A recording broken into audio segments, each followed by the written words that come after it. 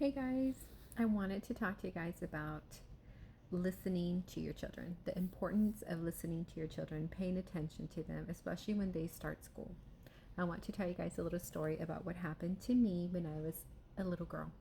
So, I didn't go to pre-K because back then, like, you had to be bilingual, I think, to go to pre-K, and I was not. So I had to wait till go to school until I was in kinder. And when I started kinder, I was happy. I was excited. I had older siblings, so I knew, like, oh, I'm going to go to school one day. Um, but immediately when I started school, I got two bullies, two girls that absolutely just made my life terrible, like to the point where I was scared. And, they would take my lunch money or my snacks. And they would kind of like bully me and push me around and like force me to give them my snacks and all that. So that was like right off the bat. And then my teacher got an assistant. I don't remember the teacher aide's name, but it was at Louis Black in Wesco. Louis Black or Louis Black in Wesco when Kinder was around in that school. So they got this teacher, and she when she was there in class, she was nice to everybody. She seemed like a nice person, right? But like the minute that after we came back from recess, we had to come back and we had to sleep. Do you guys remember, like, when you guys in maybe way back when, but like we had to go to sleep or lay down for, like, I don't know how long it was, maybe 15-30 minutes. I don't remember that. And so my teacher, I guess at that time, would take her lunch, and so the teacher aide would cover that, right? While she was gone, the teacher aide would stay there and watch over us while we slept or whatever. And my teacher aide started telling all the kids, don't play with Josie, with me. And every single day for the whole 30 minutes, 15, 30 minutes, whatever it was that we were sleeping, because I couldn't sleep, I was crying every day. I would cry on my little mat, and I remember looking at the wall because I would try to find it somewhere where I could look at the wall, and I would cry as she was talking about me to all the children. She would tell them not to play with me. She would tell them that I was ugly. I think she would tell them that I smell. I think she would tell them that I was dark. And she would tell them, like, specifically, don't play with her. Don't play with Josie. And it would go on for the whole time. And then she would walk around and just be watching us and like continue talking about me. And this went on, I want to say, for about 3 to 4 months.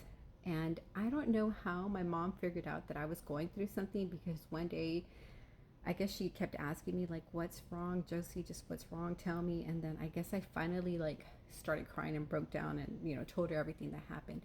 So that was the last time that I ever saw her. Like, my mom went to that school and she, threatened, like, you better bring that lady over here. I'm going to go get her by her hair or something like that. And they fired her, I think, or they moved her. But I wanted to tell you guys to pay attention to your children, because this was way back when, and it wasn't very common for teachers to pick on their children, for teacher aides to bully a little girl. Guys, I was 6. And like, I've never known of a 6-year-old that intentionally is doing bad things. Like, I don't think I did anything to her. Maybe I bumped into her when I was a little girl. I mean, I don't know why she hated me. She just hated me. Now I know, though. Okay, I'll go to that right now. But I never saw her after that. But it's so important to listen to your kids, to pay attention to them. Like, you know how your kid is, and you'll be able to tell, like, something's off. They're acting different. I was really going through that, guys. I was really going through a lot, and it followed me for a lot of years, guys, until recently. Now that I came to Christ, I know that God's dealing with that in me, because like, I still get emotional thinking about it. It hurt me so much. It was so traumatic. But I know that God's taking that pain out of me. And those were negative things that were put inside of me, and I had to carry them for all those years. Even it followed me, because she put seeds in me that I'm not good, that I was dark, that I was ugly and everything, right? And she would tell them not to be friends with me. So that just followed me every year. And so like when I turned into a teenager, like I didn't think I just didn't think that I was pretty. Um, and I just didn't think that I was like worth anything compared to all the other girls because I was just different.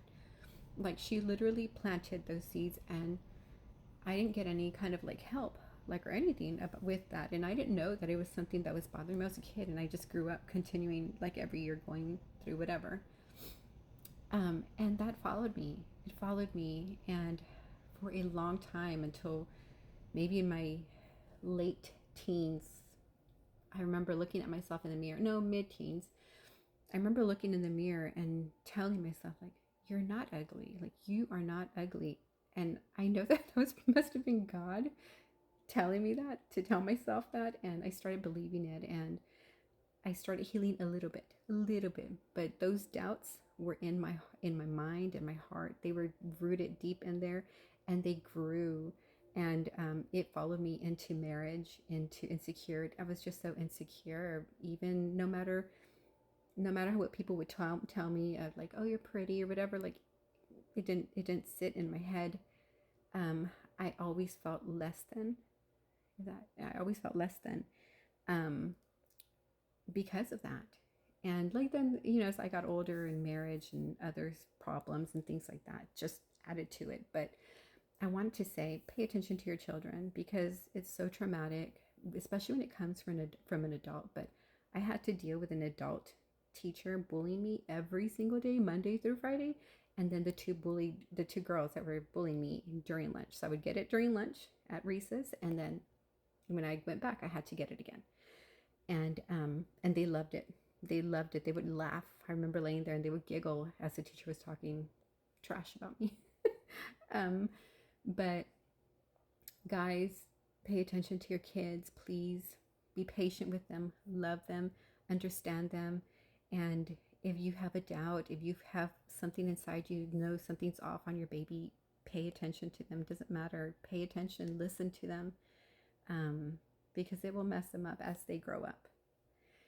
My other thing I wanted to say is that what the teacher was doing, like I know that it's not her. I know that it was the enemy planting seeds in me, and he was using her as a tool to get to me. But as a little age, and I just want to tell you guys that the enemy is working on your children.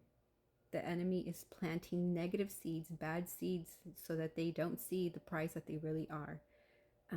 What God really intended, how God sees you, but He's trying to block that for the children so that they don't see that either. Um, and now I know that that was a seed planted by the devil, and he used her as a tool. Um, but anyways, guys, I just want to share that. That's just one little tidbit of my wildlife. Um, but it was very traumatic, and thank God that I'm healing. I healed from that. And I know my identity now, and that's in Christ, right? But I know who I am now.